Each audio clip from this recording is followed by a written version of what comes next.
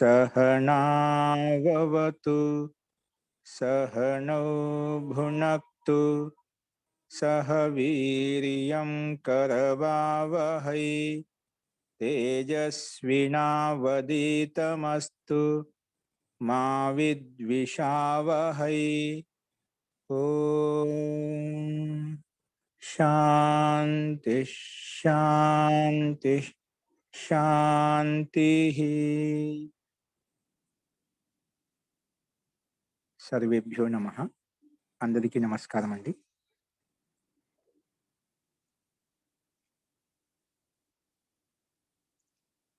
నిన్నటి పాఠంలో ఎవరికైనా సందేహాలు ఉన్నాయండి?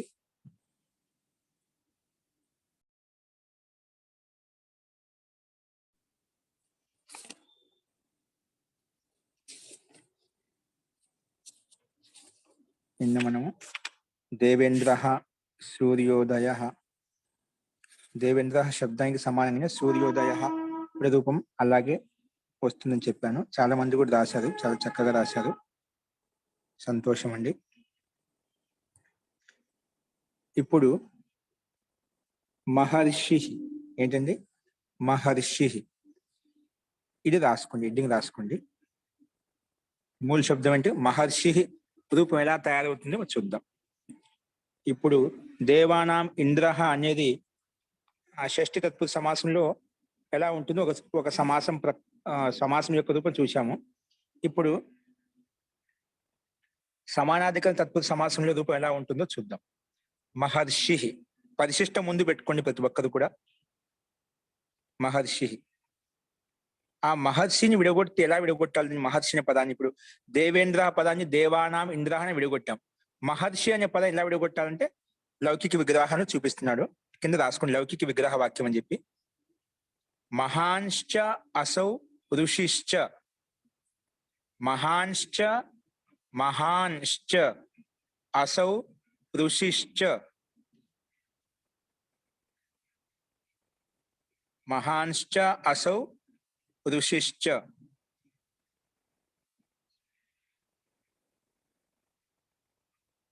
మహాంశ్చ అసౌ ఋషిశ్చ అంటే మహాన్ అతనే, ఋషి కూడా అతనే. అంటే వేరు కాదు, మహాన్ వేరే ఋషి వేరే అలా కాదు. మహాంశ్చ అసౌ ఋషి, మహాన్ అతనే, ఋషి కూడా అతనే. అలాంటి సందర్భంలో ఈ రకంగా మనం విగ్రహవాక్యం అనేది ఉంటుంది. మహాంశ్చ అసౌ ఋషిశ్చ ఇది విగ్రహవాక్యం అండి. మహాన్ అతనే, ఋషి కూడా అతనే. అందుకే మహర్షి అంటే మహాన్ ఋషిని, మహాంతమైనటువంటి ఋషిని మహర్షి అంటాం, మహాన్ ఋషి. ఓకే, ఇది లౌకిక విగ్రహవాక్యం. ఎలా విడగొట్టుకున్నాము? మహాంశ్చ అసౌ ఋషిశ్చ. ఇప్పుడు విభక్తి పెట్టుకున్నాం. అక్కడ దేవానాం ఇంద్రః అని ఏ విధంగా విడగొట్టుకున్న తర్వాత అలౌకిక విగ్రహవాక్యం పెట్టుకున్నారా? ఇప్పుడు అలౌకిక విగ్రహవాక్యం రాసుకోండి. మహర్షిని మనం విడగొట్టిన లౌకిక విగ్రహాన్ని ఆధారం చేసుకొని ఇక్కడ విభక్తి పెట్టుకుంటున్నాము. మహత్సు రాసుకోండి కింద సైడ్న. అలౌకిక విగ్రహవాక్యం అంటాం. ఇలా విభక్తి పెట్టదని అలౌకిక విగ్రహవాక్యం అంటాం. మహత్సు ఋషి సు, మహత్సు ఋషి సు, మహత్సు ఋషి సు. ఇది మహాంశ్చ అసౌ ఋషిశ్చ. ఋషి శబ్దం ఎలా ఉందో అలాగ వచ్చింది. దాంట్లో హరి శబ్దానికి సమానంగా ఉంటుంది కాబట్టి ఋషి ప్లస్ సు పెట్టుకున్నాం, సు విభక్తి తెచ్చుకున్నాం. ఇక్కడ మహాంశ్చ శబ్దాన్ని, మహాంశ్చ శబ్దానికి మూల శబ్దం ఏంటి? మహత్ శబ్దంతో మహాన్ శబ్దం తయారవుతుంది. అందుకే మూల శబ్దం పెట్టుకున్నాం, మహత్సు ఋషిస్సు. ఇది అలౌకిక విగ్రహవాక్యంలో పెట్టుకున్నటువంటి విభక్తి అండి. దానికి ఎదురుగా బాణం గుర్తించి రాసుకోండి. సన్ మహత్ పరమోత్తమోత్, పరమోత్తమోత్కృష్టాః పూజ్యమానైః. సన్ మహత్ పరమోత్తమోత్కృష్టాః పూజ్యమానైః. సన్మహత్ పరమోత్తమోత్కృష్టాః పూజ్యమానైః. ఇది ఒకసారి ఓపెన్ చేయండి. 2:1:60 సూత్రం అంటే 2వ అధ్యాయము 1వ పాదము 60వ సూత్రం. 2:1:60.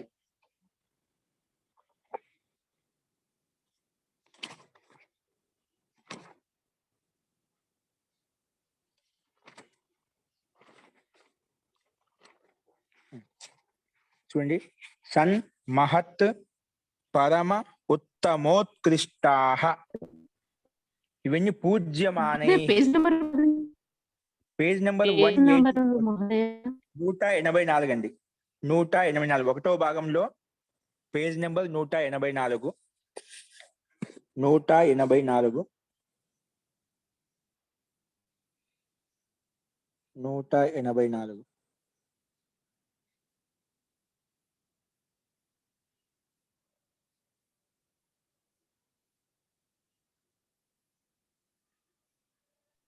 ఇది ఓపెన్ చేసిందా? ఓకే అండి. ఇక్కడ చూడండి ఒకసారి సమాసం, దీని పద విభాగం ఎలా కొట్టాడు? సన్ మహత్ పరమ పరమోత్తమోత్కృష్టాః, ఇది ఒకటే పదం తీసుకున్నారు. ప్రథమ విభక్తి బహువచనం. పూజ్యమానై తృతీయ విభక్తి బహువచనం. ఇంకా సమాసం చూడండి, ఈ ప్రథమ శబ్దంలో ఎన్ని పదాలు ఉన్నాయి, ఎన్ని రకాలు విడగొట్టా చూద్దాం. దీంట్లో సన్ స్పష్టంగా విషయం, సత్ చ మహత్ చ పరమశ్చ ఉత్తమశ్చ ఉత్కృష్టశ్చ, ఇవి ఎన్ని పదాలు ఉన్నాయి? సత్ పదము, మహత్ పదము, పరం పదము, ఉత్తమ పదము, ఉత్కృష్ట పదము, ఇన్ని పదాలు ఉన్నాయన్నమాట. ఓకేనా? సన్ మహత్, సత్ మహత్ పరమ ఉత్తమ ఉత్కృష్ట. పరమ ఉత్తమ ఉత్కృష్టలో గుణసంధి అయిపోయిందండి ఆద్ గుణతోటి, అందుకే ఆవు కలిసి ఓ అయిపోయాయి. పరమ ప్లస్ ఉత్తమలో ఆవు కలిస్తే ఓ అయిపోయింది. మళ్ళీ ఉత్తమ ప్లస్ ఉత్కృష్టలో ఆవు కలిస్తే ఓ అయిపోయింది. ఆ రకంగా సంధి ప్రకారంగా పరమోత్తమోత్కృష్టాః అని అయిపోయింది. కానీ ఇక్కడ మన సమాసం చూద్దాం. సమాసం ఉంటుంది ఇక్కడ, మన సమాసాన్ని ఇక్కడ ఇది వినియోగించి చూపించాలి. మన దగ్గర ఏ విధంగా వినియోగించాలి? ఇక్కడ మన స్థితి ఏంటి? మహత్సు ఋషిసు, ఈ పదంలో, ఈ అలౌకిక విగ్రహ వాక్యంలో ఈ సన్మహత్ పరమోత్తమోత్కృష్టాః పూజ్యమానై అనే సూత్రము ఏ రకంగా ఇక్కడ వినియోగింపబడింది అది చూద్దాం. అర్థం చూసుకోండి. సత్ మహత్ పరమ ఉత్తమ, అర్థం చెప్తున్నా అండి. సత్ మహత్ పరమ ఉత్తమ ఉత్కృష్ట ఇది ఏతే సుబంతాః, ఇవేంటి? ఇవన్నీ సుబంతాలే కదా. ఈ శబ్దం మనలో, ఈ శబ్దాలు ఏదైనా శబ్దం వచ్చిందా? మహత్ శబ్దం వచ్చింది కదా. సత్ గాని, మహత్ గాని, పరమ గాని, ఉత్తమ గాని, ఉత్కృష్ట, ఇవి శబ్దాలు ఉండాలంట. సుబంత శబ్దాలు ఉండాలంట. ఉంది కదా. మహత్ శబ్దానికి సు తీసుకొచ్చాం కదా. సుప్ అంతిమంలో ఉందా? ఎవరికి అంతిమంలో ఉంది? మహత్ శబ్దానికి అంతిమంలో ఉంది కదా. కాబట్టి ఇది సుబంతం అంటాం. సుప్ శబ్దము అంటే, సుప్ అంటే ఇరువేక్తి ప్రత్యయంలోంచి ఇదొక ప్రత్యయం ఉండాలి. ఇప్పుడు సు అనేది ఇరువేక్తి ప్రత్యయంలోంచి మొట్టమొదటి ప్రత్యయం కదా. కాబట్టి ఇది ఎవరికి అంతిమంలో ఉంది? మహత్ శబ్దానికి అంతిమంలో ఉంది. కాబట్టి సుబంత శబ్దం ఏమంటుంది? సుబంత్ అంటాం, సుబంతం అంటాం. అస్తు ఇత్యేతి సుబంతః సమానాధికరణైః పూజ్యమానైః సుబంతైః సహ విభాషా సమస్యతే తత్పురుషశ్చ సమాసో భవతి. ఏమంటుందంటే, సత్ శబ్దం కానీ, మహత్ శబ్దం కానీ, పరమ శబ్దం కానీ, ఉత్తమ శబ్దం కానీ, ఉత్కృష్ట శబ్దాలన్నిటివి పూజ్యమాని శబ్దాలతోటి, పూజ్యమాని సమానాధికరణే పూజ్యమానే సుబంతి. ఇక్కడ ఋషి ఒక పూజ్యమైనటువంటి వ్యక్తే కదా.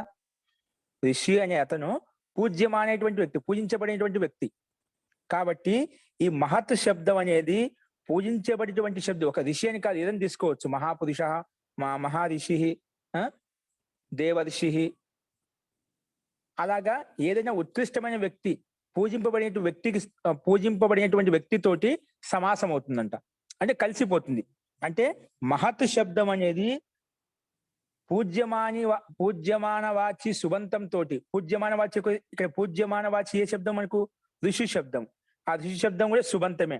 అంటే ఋషి శబ్దం పక్కన సు తీసుకొచ్చామా? ఋషి శబ్దం పక్కన సు తీసుకోం, కాబట్టి అది సుబంతమే.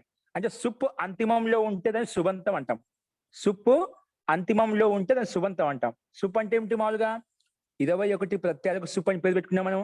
సు, ఔ, జస్, ఔట్, షస్, టా, భ్యాం, భ్యస్, గసి, భ్యాం, భ్యస్, గస్, ఓస్, ఆమ్, గి, ఓస్, సుప్.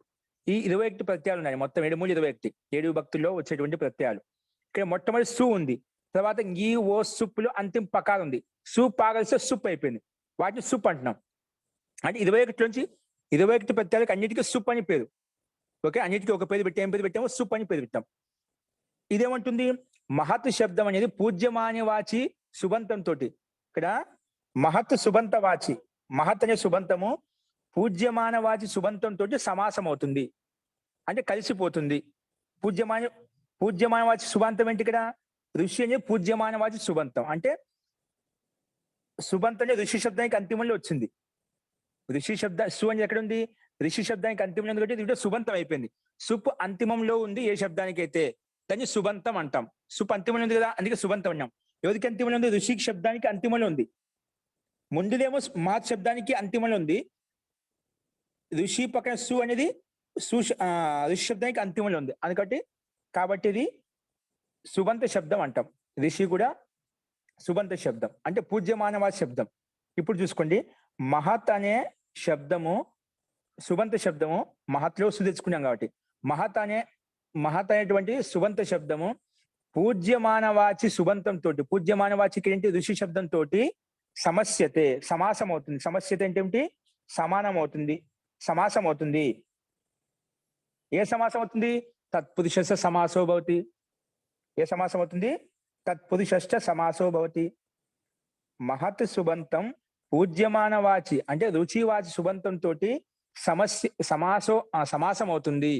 ఎలా అవుతుంది? వికల్పంగా అవుతుంది. వికల్పేన సమస్యతే. వికల్పేన సమస్యతే అంటే ఒకసారి సమాసం అవుతుంది ఈ సూత్రం చేత, ఒకసారి సమాసము కాదు. వికల్పేన సమస్యతే అంటే ఒకసారి సమాసం అవుతుంది, ఒకసారి కాదు. సమాసమైనప్పుడు ఏమవుతుంది? సమాసమైనప్పుడు తత్పురుష సమాసం ఏంటి? తత్పురుష సమాసం అండి. ఒకసారి సమాసం అవుతుంది, ఒకసారి సమాసం కాదు. విభాష సమస్య అంతే అని చెప్పామండి. విభాషలో వికల్పంగా అంటే ఒకసారి అవుతుంది, ఒకసారి కాదని చెప్పాను. అస్తు, అవి చూపిస్తాను ఇప్పుడు. ఇక్కడ మనం చేసుకుందాం, ఒకసారి సమాసం చేద్దాం. ఇది వచ్చేసి మహత్ అనే సుబంతాన్ని పూజ్యమాన వాచి ఎవరు? ఋషి, పూజింపబడిన వ్యక్తి కదా. అలాంటి పూజింపబడిన వ్యక్తి ఋషి శబ్దం తోటి, ఋషి సుబంతం తోటి వికల్పన సమస్యతే, వికల్పంతో సమాసం అవుతుంది, వికల్పంతో సమాసం అవుతుంది చెప్పాను అంతే. కానీ ఏ సమాసం అవుతుంది? ఇది మహత్ అనే సుబంతాన్ని ఋషివాచి సుబంతం తోటి సమాసం చేసుకోని చెప్పిపోయింది అంతే. ఈ సూత్రం ఏంటి? సత్ మహత్ ఇవన్నీ శబ్దాలు ఉన్నాయి కదా, అవి పూజ్యమాన వాచి శబ్దంతో సమాసం చేసుకోని చెప్పింది అంతే సూత్రం. అప్పుడు ఏ సమాసం అవుతుంది అంటే దాని పక్కన తత్పురుష అనే సూత్రం వచ్చేసి తత్పురుష సమాసో భవతి. ఏమంటుంది? తత్పురుష సమాసో భవతి, సమానాధికరణ తత్పురుష సమాసో భవతి అని చెప్పింది. ఏమైంది? సమానాధికరణ తత్పురుష సమాసో భవతి అని చెప్పింది. ఒకసారి తత్పురుష అనే పదం కూడా సూత్రం కూడా ఓపెన్ చేయండి. ఇది అర్థమైంది కదా. సత్ శబ్దం కానీ, మహత్ శబ్దం కానీ, పరమ శబ్దం కానీ, ఉత్తమ కానీ, ఉత్కృష్ట, ఈ శబ్దాల నుంచి ఏదో ఒక శబ్దము పూజ్యమానవా సుబంతంతో, పూజ్యమానవాచి ఏంటి? ఋషి శబ్దం ఉంది, అలా ఏదని కావచ్చు, పూజ్యమాన సుబంతో సమాసం అవుతుంది అని చెప్పినంతే ఈ సూత్రం వచ్చేసి. అప్పుడు సమాసం అవుతుంది. ఏ సమాసం చేయాలి అన్నప్పుడు తత్పురుష అని వచ్చింది. మళ్ళా ఏంటి? తత్పురుష. ఇది ఒకసారి ఓపెన్ చేయండి.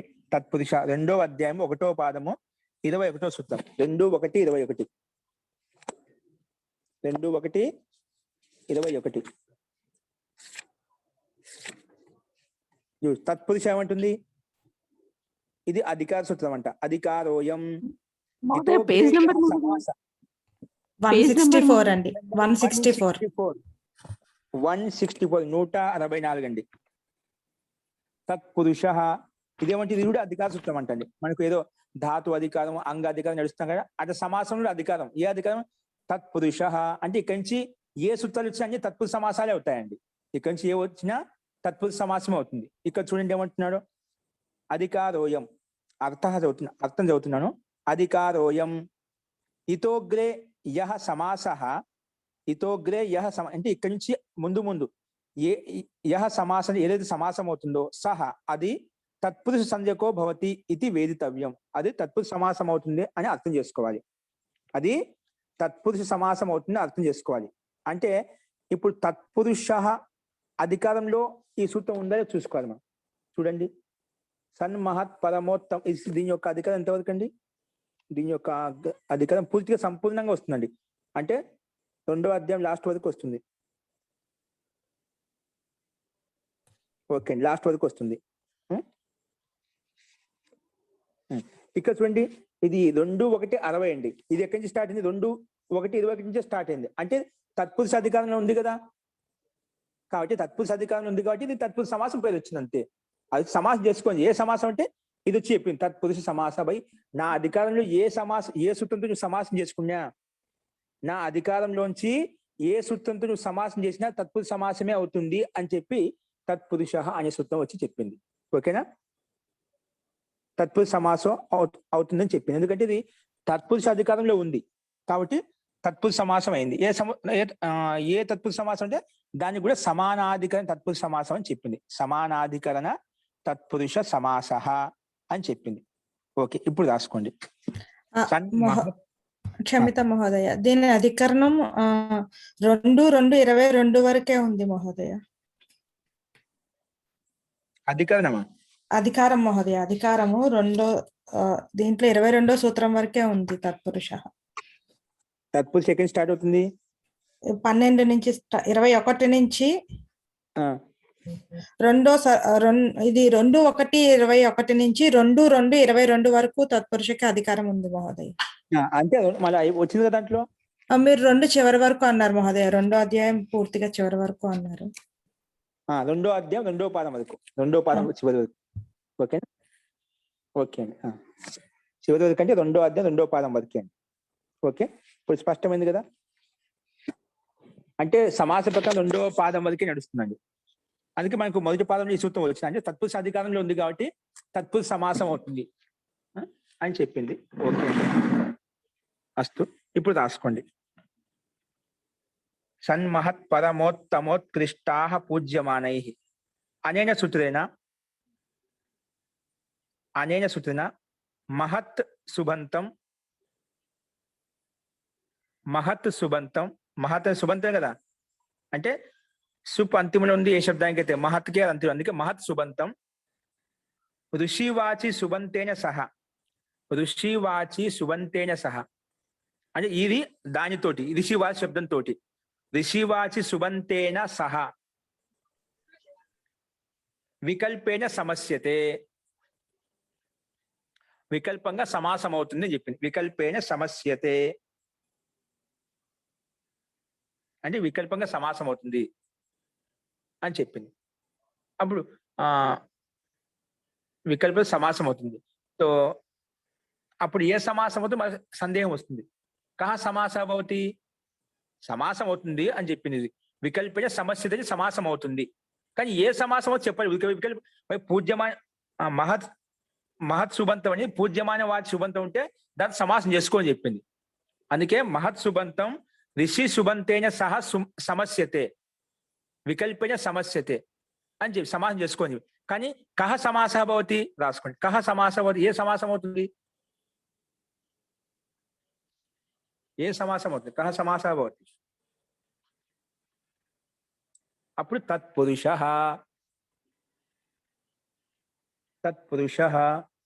ఇది వస్తుంది అన్నమాట.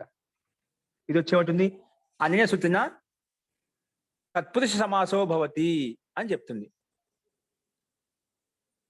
అనేన సూత్రేణ తత్పురుష సమాసో భవతి.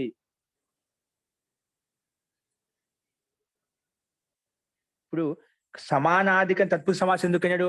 మనం సన్మహత్ పరమోత్తమోత్ ఉత్కృష్టా పూజ్యమనే అసూత్రంలో చదివినప్పుడు సన్మహత్ ఇత్యేతే శుభంత సమానాధికరణ శుభంతై సహా అంటాం. అంటే ఇది దోణంకి అధికరణం ఒకటే.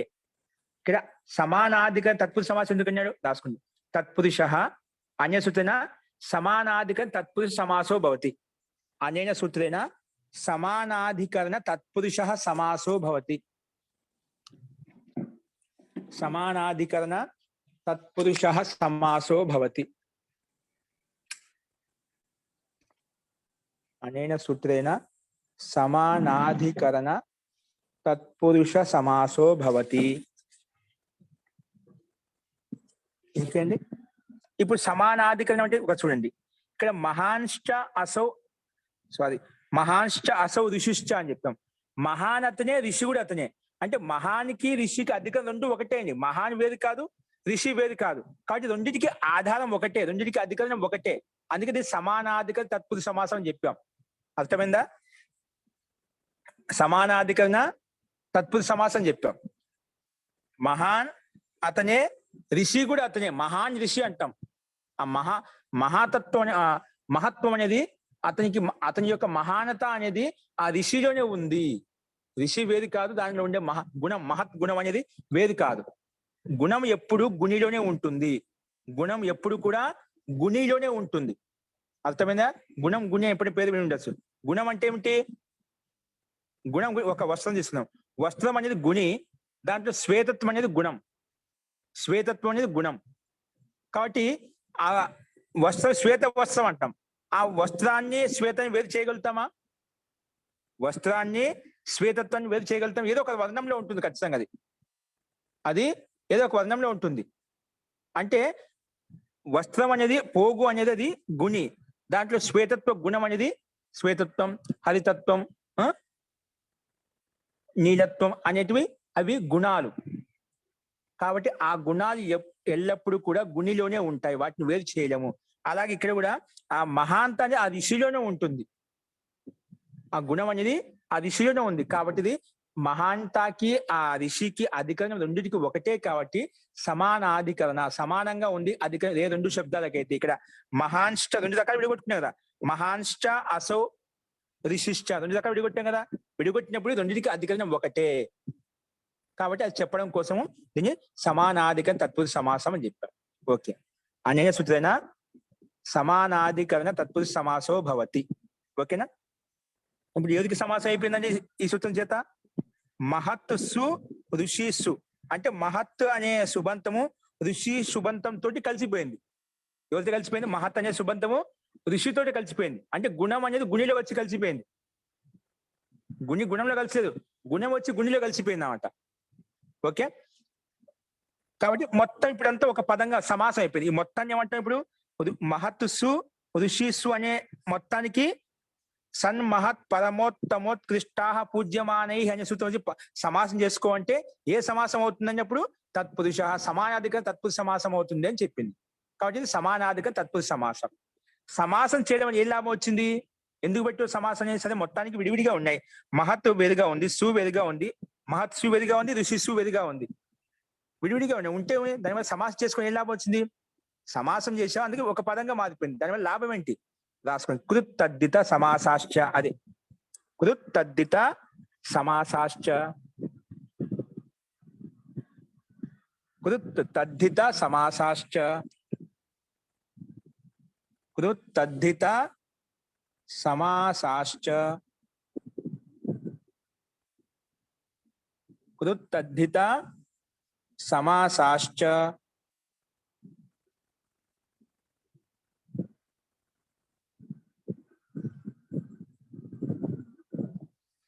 ఓకే అండి. ఇదేమంటుంది? అనేన సూత్రేణ రాసుకో. అనేన సూత్రేణ సమాసస్య ప్రాతిపదిక సంజ్ఞా భవతి. అనేన సూత్రేణ సమాసస్య ప్రాతిపదిక సంజ్ఞా భవతి. నువ్వు సమాసం ఎదుగు పేరు పెట్టావండి? సమాసం ఎదుగు పేరు పెట్టుకున్నాం మనం. సన్మహత్ పరమోత్తమోత్కృష్టా పూజ్యమాని వచ్చి సమాసం చేసుకోండి. ఏ సమాసం చేసుకోని? తత్పురుష సమాస సమానాధిక తత్పురుష సమాసం చేసుకోని చెప్పి ఎవరికి చేసాం? సమానాధిక తత్పురుష సమాసము మహత్సు ఋషిసుకు సమాసం చేసాం. నువ్వు ఎవరికైతే సమాసం చేసావు ఆ సమాసానికి ప్రాతిపదిక సంజ్ఞా భవతి అని చెప్తుంది సూత్రం వచ్చేసి. నువ్వు ఎవరికైతే సమాసం చేసావో ఆ సమాసానికి మళ్ళీ ప్రాతిపదిక అని పేరు పెట్టింది వచ్చింది. అందుకే సమాసస్య, నువ్వు ఎవరికైతే సమాసం చేసావో తస్య ప్రాతిపదిక సంజ్ఞా భవతి. అనేన సూత్రేణ సమాసస్య ప్రాతిపదిక సంజ్ఞా భవతి అని మళ్ళీ దానికి ప్రాతిపదిక సంజ్ఞ పేరు పెట్టుకున్నాం. ఓకే. దానికి రెండు పేర్లు వచ్చాయి. సమాసం వచ్చింది, దానికి మళ్ళీ ప్రాతిపదిక అని కూడా పేరు పెట్టేశాం. ఓకే. సరే, మళ్ళీ ప్రాతిపదిక సమాసం పేరు పెట్టుకోవడం దానికి ప్రాతిపదిక ఒక పేరు వచ్చింది, కొత్త పేరు వచ్చింది, బాగానే ఉంది. ఆ ప్రాతిపదిక కూడా ఎందుకు పేరు పెట్టుకుంది? దానివల్ల ఉపయోగం ఏంటి? రాసుకుందాం ఉపయోగం. ప్రాతిపదిక పేరు పెట్టి ఏం లాభం అంటే సుపో ధాతు ప్రాతిపదికయో. సుపో ధాతు ప్రాతిపదికయో సూత్రం కూడా చెప్పేటప్పుడే మనసులో స్మరిస్తూ ఉండండి, మీకు కూడా వచ్చేస్తుంది. ఇవి ఎందుకంటే ఎప్పుడు ఎల్లప్పుడూ వచ్చేటువంటి సూత్రాలు అండి, వాటిని మిస్ చేయకూడదు మనం. ఆటోమేటిక్ మనసులో అనుకుంటూ ఉంటే వచ్చేస్తాయి. సుపో ధాతు ప్రాతిపదికయో పైన ఉపయోగించామండి. రాసుకోండి. అనేన సూత్రేణ ప్రాతిపదిక అవయవస్య సుపో లుక్ భవతి. అనేన సూత్రేణ ప్రాతిపదిక అవయవస్య సుపో లుక్ భవతి. ప్రాతిపదిక అవయవస్య సుపో లుక్ భవతి అంటే ప్రాతిపదికంలో ఉన్నటువంటి అవయవానికి లుక్ చేయి. ఇప్పుడు ఎవరికి ప్రాతిపదికం పేరు పెట్టాము? తద్దిత సమాసాశ్చ. నువ్వు ఎవరిగా సమాసం చేసావో దానికి ప్రాతిపదికం పేరు పెట్టుకున్నాం. ఆ ప్రాతిపదికం పేరు పెట్టుకున్నాక ఇది వచ్చింది, గుర్తు పెట్టుకోండి. అందుకే ఇది అంటుంది సుపో ధాతు ప్రాతిపదికయో. ధాతు ప్రాతిపదికయో. ధాతుక అవయవం కానీ ప్రాతిపదికం యొక్క అవయవం కానీ ఏదైనా కానీ ధాతుక అవయవం ఉండాలి, లేదా ప్రాతిపదికం యొక్క అవయవం ఉండాలి. ధాతువు లేదు, ప్రాతిపదికం ఉంది కదా. మనం ప్రాతిపదికం పేరు పెట్టుకున్నాం కదా, తద్దిత సమాసాశ్చ అని చెప్పి.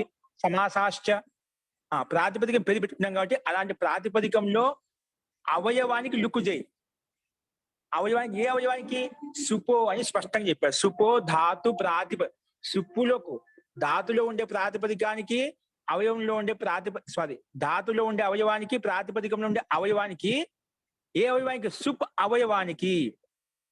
సుప్ అవయవానికి లుక్కు చేసే అని చెప్పింది. ఇక్కడ మన ధాతు లేదు కానీ ప్రాతిపదిక ఉంది కాబట్టి ప్రాతిపదిక అవయవస్య సుపో లుక్ భవతి అని రాయించాను. ఇక్కడ ప్రాతిపదిక కదా, ఏది? మహత్ సు ఋషి సు అనేది ప్రాతిపదిక. ఆ ప్రాతిపదికంలో ఉండే సుప్పులకు లుక్కు చేయని చెప్పింది. ఆ సుప్పులకు లుక్ అని స్పష్టంగా చెప్పినప్పుడు మనం మహత్ దగ్గరికి వెళ్ళాము, ఋషి దగ్గరికి వెళ్ళాము. ఎక్కడికి వెళ్తే మహత్ పక్కన ఉండే సూకి, ఋషి పక్కన ఉండే సూకి, అవే కదా సుప్పులలో ఉండే అవే అన్నమాట. ఆ రెండింటికి లుక్కు చేస్తాము, లుక్కు చేయమని చెప్పింది. చేస్తాం. అందుకే అనేన సూత్రేణ ప్రాతిపదిక అవయవస్య సుపో లుక్ భవతి రాయండి. అనేన సూత్రేణ ప్రాతిపదిక అవయవస్య సుపో లుక్ భవతి. ఓకే. లుక్ ఇతికిం మళ్ళీ ప్రశ్న వచ్చింది. అక్కడ లోపం ఇతికిం అన్న పడినప్పుడు ఆదర్శం లోపం వచ్చింది కదా, లుక్ ఇతికిం రాసుకోండి. లుక్ ఇతికిం అప్పుడు క్షమితం ప్రత్యయస్య లుక్ స్లు లుపః ఇది చెప్తుంది. ప్రత్యయస్య లుక్ స్లు లుపః ఇవన్నీ ఇవ్వలేదు. ఊరికి డైరెక్ట్ గా మనం ముందు చెప్పేసాం, పూర్వవర్తం చెప్పేసాడు. ఇక్కడ మనం చెప్పుకుంటున్నాం. అన్య సూత్రేణ ప్రత్యయస్య లుక్ స్లు లుపః. అది లుక్ ఇతికిం అడిగినప్పుడు చెప్తుంది సమాధానం. లుక్ అంటే అది లుక్ చేసుకోండి. లుక్ అంటే నేను ఏం చేయాలి దీన్ని? అప్పుడు వచ్చింది ప్రత్యయస్య లుక్ స్లు లుప. నువ్వు ఏ ప్రత్యయానికైతే లుక్ అన్నావో, ఏ ప్రత్యయానికైతే స్లు అని చెప్పావో, ఏ ప్రత్యయానికైతే లుప్ అని చెప్పావో వాటికి అదర్శనం చేసేయి. దాన్నే లుక్ అంటాము. అదర్శనం చేయడాన్ని లుక్ అంటాము. అదర్శనం చేయడాన్ని లోపం అంటాము. అదర్శనం చేయడాన్నే స్లు అంటాము అని చెప్పింది. కానీ స్లు చేయలేదు, లుక్ మనం లుప్ చేయలేము, కానీ లుక్ చేసాం కదా. అందుకే అనేన సూత్రేణ ప్రత్యయస్య అదర్శనస్య లుక్ సంజ్ఞా భవతి రాయండి. అనేన సూత్రేణ ప్రత్యయస్య అదర్శనస్య లుక్ సంజ్ఞా భవతి. ప్రత్యయస్య లుక్ స్లు లుపః అనే సూత్రానికి అర్థం అనేది. ప్రత్యయస్య లుక్ స్లు లుపః 3 పదాలు ఉన్నాయి. లుక్కు స్లు లుప్పు. ఓకేనా? ఇప్పుడు మన లుక్కు వచ్చింది, మిగతా కూడా వస్తాయి, చెప్తాను తర్వాత వస్తాయి ఎగ్జాంపుల్స్ లో. ఓకే. అనేన సూత్రేణ ప్రత్యయస్య అదర్శనస్య లుక్ సంజ్ఞా భవతి. ప్రత్యయస్య అదర్శనస్య ఏ ప్రత్యయము? సుప్రత్యయానికి అదర్శనం చేయడమే దాన్ని లుక్ అంటాము. సుప్రత్యయాన్ని అదర్శనం చేయాలంటే కనిపించకుండా చేసి దాన్ని లుక్ అంటామని చెప్పేసింది. ఓకే. ఇప్పుడు ఆ పని చెప్తున్నా వెంటనే చేయాలి కదా, కనిపించకుండా చేసేయండి. అప్పుడు కనిపించకుండా చేస్తే ఏమవుతుంది? మనకు మిగిలినది ఏది? సు అంటే వెళ్ళిపోయి మహత్ ఋషి మిగిలింది. రాయండి మహత్ ఋషి. ఓకే. మరి దానికి ఏదో బాణం గుర్తు రాసుకోండి. బాణం గుర్తు ఇచ్చి రాసుకోండి. చూడండి, ముందు అది సమాసం పేరు పెట్టింది. అంటే ముందు విడివిడి పదాలకు అని కలిపి ఒక సమాసం పేరు పెట్టింది.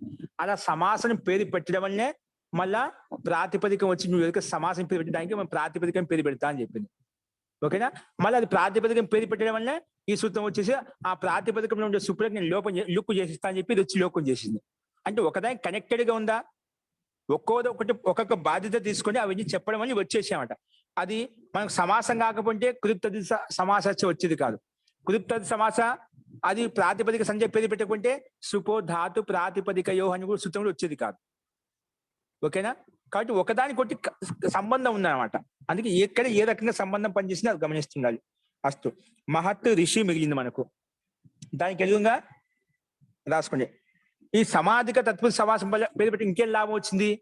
అది ఒకటి లుక్కు చేశాము. ఇంకా సమానాధికరణ తత్పురుష సమాసం చెప్పావు కదా, మహత్కి ఋషికి రెండుకి అధికరణ ఒకటే కదా. ఈ మహత్ అధికరణ రెండు ఒకే ఉండటం వల్ల దాని వల్ల విశేష లాభం ఏంటి? మహత్కి ఋషి అనే శబ్దానికి అధికరణ రెండు ఒకే విధంగా ఉండటం వల్ల, ఆ రెండు శబ్దాలకు అధికరణ ఒకే విధంగా ఉండటం వల్ల దాని వల్ల ఉపయోగం ఏంటి అంటే చెప్తున్నాడు. రాసుకోండి. ఆన్ మహత, మహత్ ఋషికి ఎదురుగా బాణం గుర్తించి రాసుకోండి. ఆన్ మహత సమానాధికరణ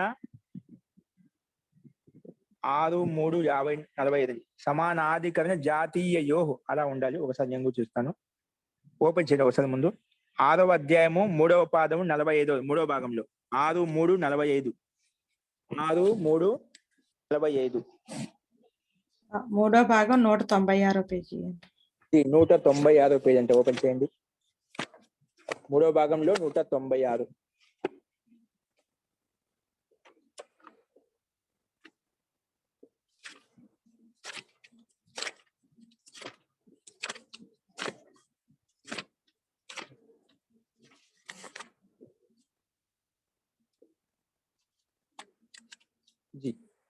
చూడండి ఏమంటుంది. ఆన్ మహత సమానాధికరణ జాతీయయో అదే ఉంది. ఆన్ మహత సమానాధికరణ జాతీయయో అది రాసుకోండి.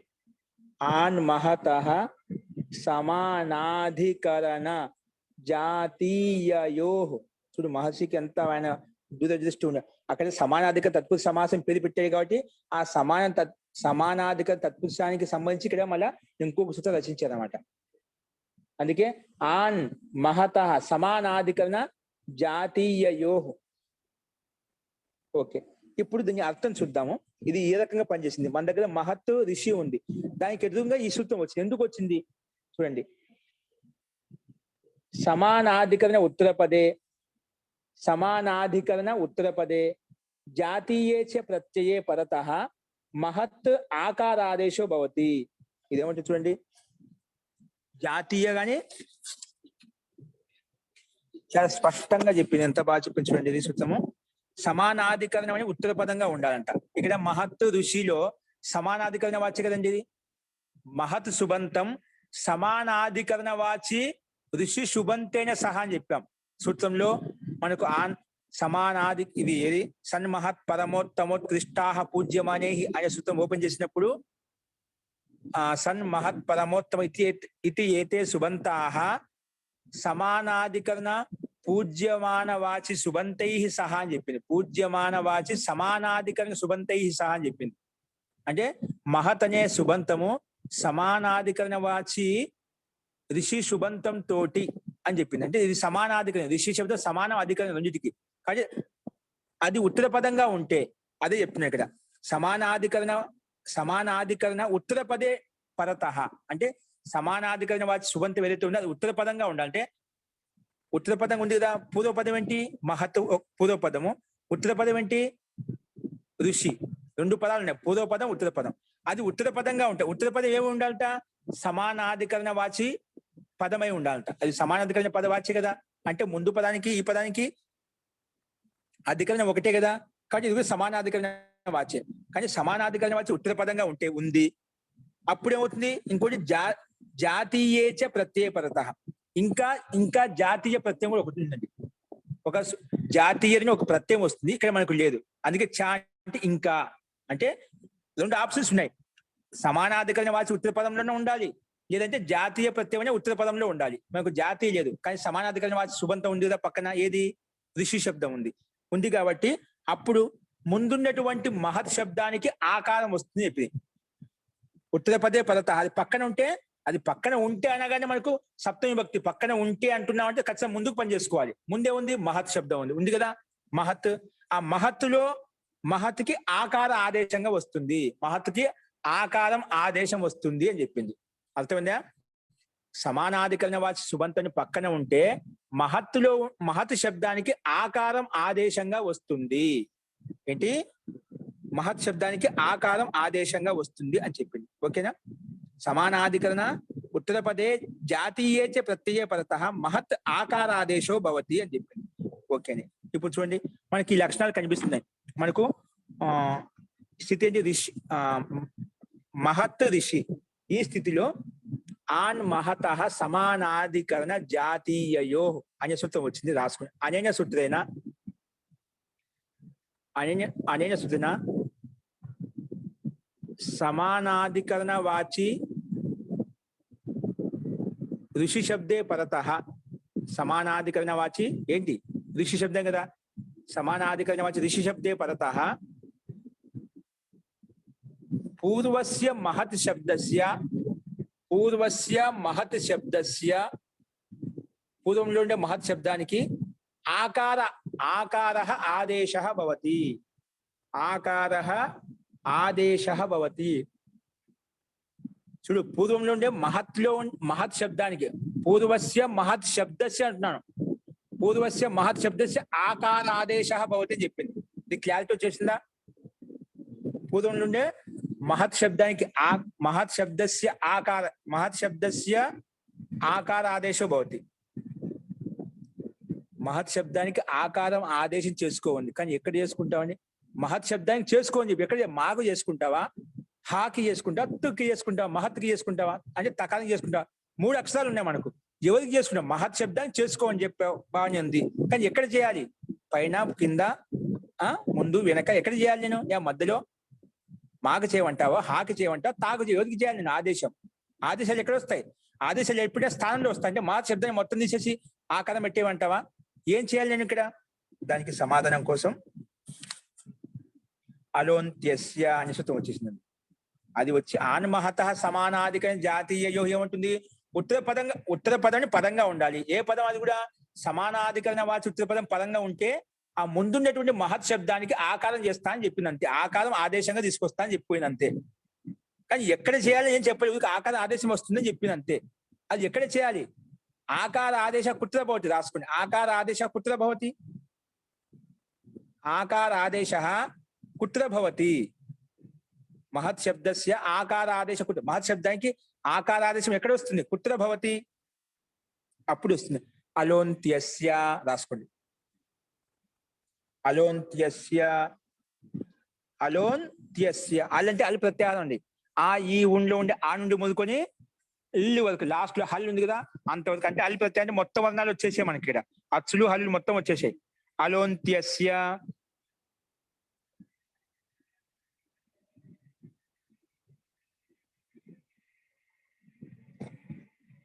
అది ఆదేశం వస్తుందండి. కానీ ఆదేశం ఎక్కడ వస్తుందని చెప్పడం కోసం ఇది వచ్చిందండి. ఆదేశాలు ఎల్లప్పుడూ రాసుకోండి. అలోంత్యస్య రాసదా? అనేన సూత్రేనా. సూత్రాన్ని తిప్పి చెప్తున్నా. అలోంత్యస్య సూత్రం తిప్పి రాస్తున్నా అండి. అంత్యస్య అలహ స్థానే ఆదేశ భవతి అంటుంది. ఇది రాసుకోండి. అనేన సూత్రేనా అంత్యస్య అలహ స్థానే. అంత్యస్య అలహ స్థానే బ్రాకెట్ లో మహత్ శబ్దస్య. బ్రాకెట్ లో మహత్ శబ్దం పెట్టుకుంటే మహత్ శబ్దంలో కదా ఉండేది మనకు. అదే చూసుకుంటాం.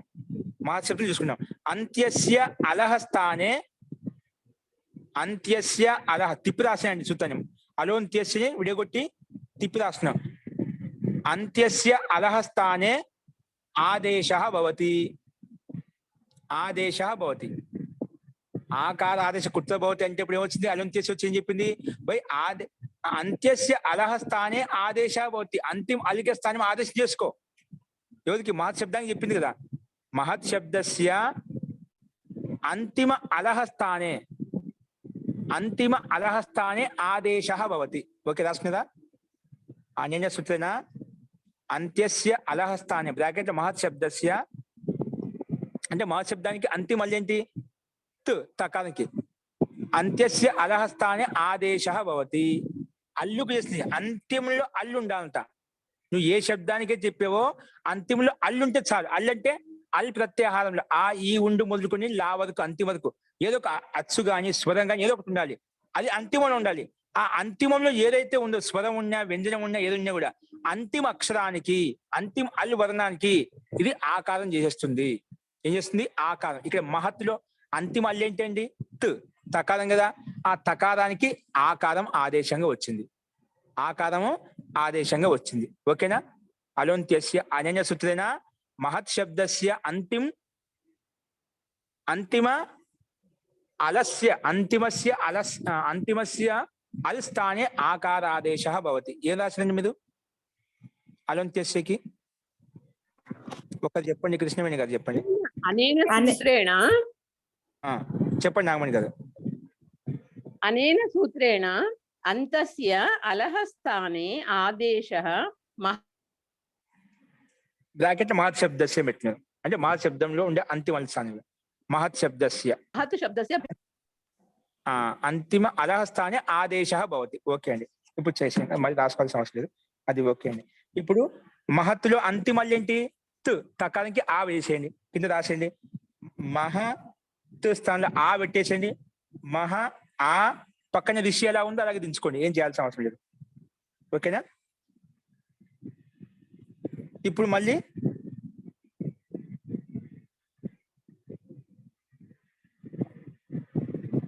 పరహ సన్నికర్ష సంహిత దానికి ఎదుగు రాయండి. మళ్ళీ మనం సంధి సూత్రం తెచ్చుకోవాలంటే మళ్ళీ అధికారంలోకి తెచ్చుకోవాలి. పరహ సన్నికర్ష సంహిత, పరహ సన్నికర్ష సంహిత. ఇదేముంటుంది? పరహ సన్నికర్ష సంహిత అనేన సూత్రేణ వర్ణానాం అత్యంత సామీప్యం సంహితా సంజ్ఞకో భవతి.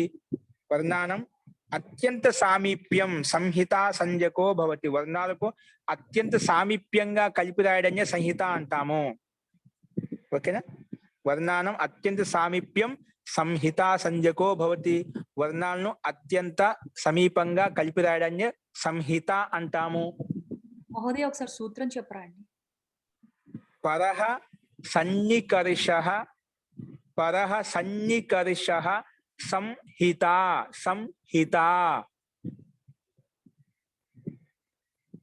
అనేన వర్ణానాం అత్యంత సామీప్యం సంహితా సంజ్ఞకో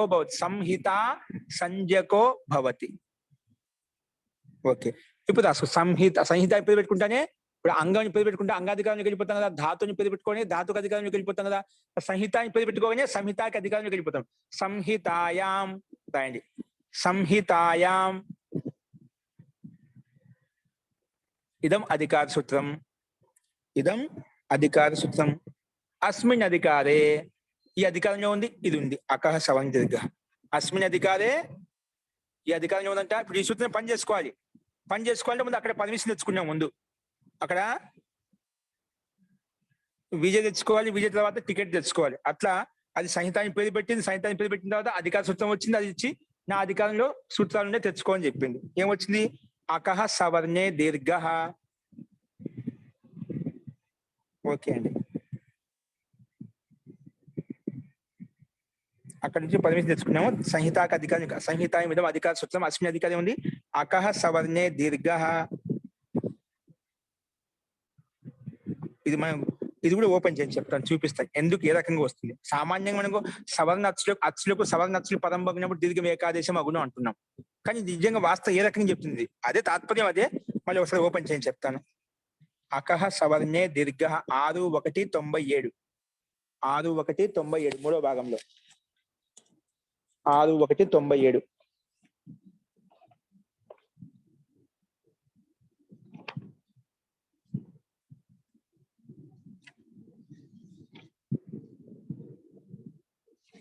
ఓకే, ఓపెన్ చేసారండి. 42వ పేజీ అండి. మూడో భాగంలో 42వ పేజీ.